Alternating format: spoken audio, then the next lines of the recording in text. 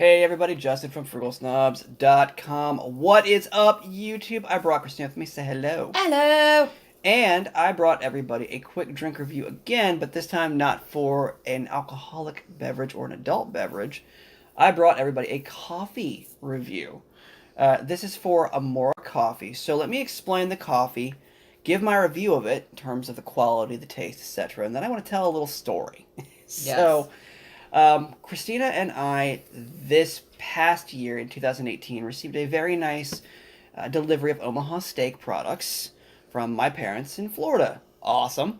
So, as part of that delivery, we received a number of offers, right? So, you get these little inserts from time to time. You also get them as typically junk mail ads here in the United States. But one of the offers that struck our attention was from Amora Coffee for a risk-free offer for a half-pound or 8-ounce bag of coffee from several different blends of our choosing for $1. Okay, so Christina and I thought, okay, we'll check it out. So we did, and the 8-ounce bag of coffee arrived mid-December. I believe it's December 17th. Yeah. I believe. So let me give the review of the coffee, and then I want to basically tell everybody, kind of what the fallout from the experience was. So the coffee itself, I picked the Intenso blend. Couple things interesting about this. When the bag of coffee arrived, it looked like the Intense blend or Intenso branding was basically just put onto a generic bag of coffee with a sticker. Yes. So that kind of worried me a little bit. But the actual flavor of the coffee, we did the whole bean option.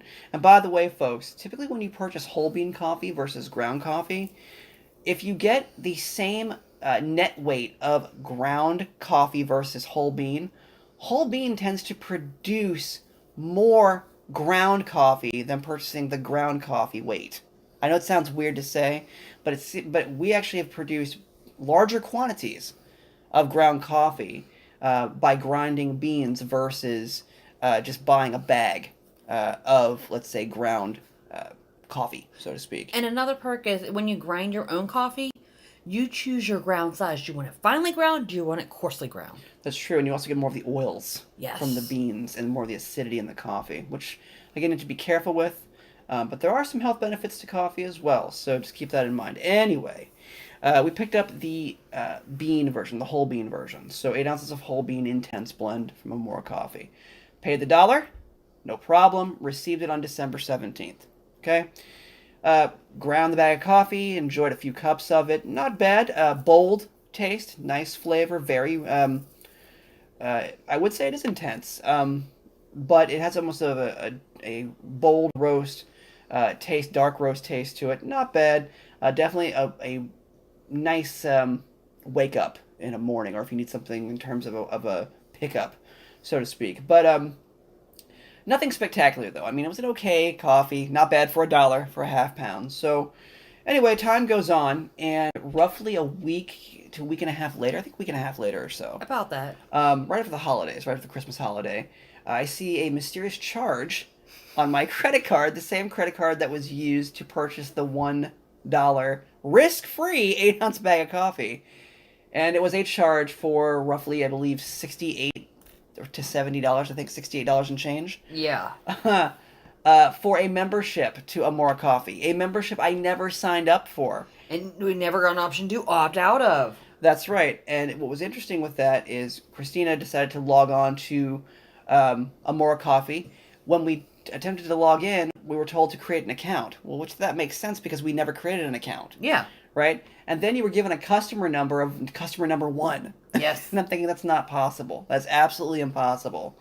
So anyway, called an 800 number that was provided to us through some Googling, and we were able to speak to a representative who canceled the unsolicited, should I say, membership, right?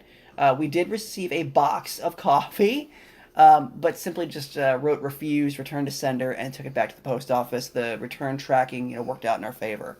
So we got it cleared up, folks.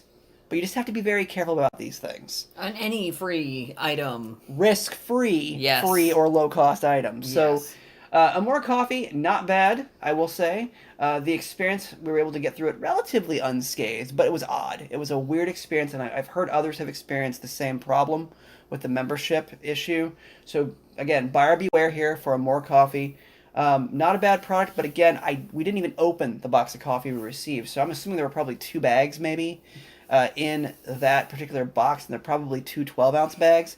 So for what, a pound and a half of coffee, you're paying almost $70. Not worth it. So be very careful with that, folks. So again, if you like what you see, what you hear, please do check out all the other videos here on the YouTube channel. We rarely do coffee reviews. I hope this helps everyone out. In terms of the Amora Coffee, in terms of the snob scale, I'd probably give it a 2 out of 5. Nothing spectacular. You're going to get the same value out of probably your commercial coffees of choice. So just, again, buyer beware. I thought we'd put something out for everybody. At any rate, like I said, if you like what you see, what you hear, check out all the videos here on the channel. Give us a subscribe. It helps us out. If we've helped you and we continue to help, please check out the Frugal Snobs podcast. If you haven't done so already, everything you're going to need is at frugalsnobs.com. Till we speak again, folks, as always, be well, never pay retail. Take care of yourself and each other. Make sure you comment, subscribe, like, etc. Take care, folks.